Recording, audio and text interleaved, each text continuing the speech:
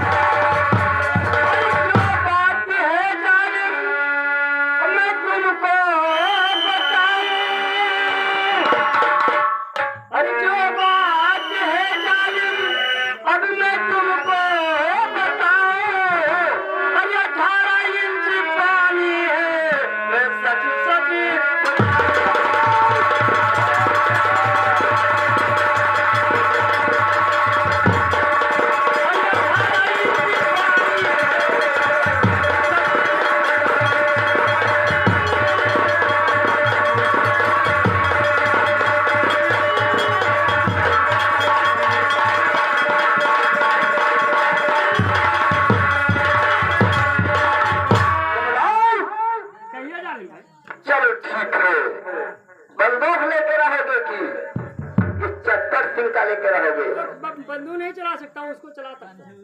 सीख लीजिए, इसको चलाता हूँ। और क्या? और एक बात है, अगर कौन में चलाओ या तो अरे साले मर जाओगे, आंखें फूट गया साले, क्या आंखें फूट गया, बन गया। कौन में चला मारे, हम चलाओ जाते हैं, क्यों हमारे फूट गए साले? तो इससे कुटाई बंधा बन जाओगे और आप फूट के अंधा हो जाओगे। बता हाल है, कौन में चलाओ जाते? तेज चलाई बताई। देख जवान,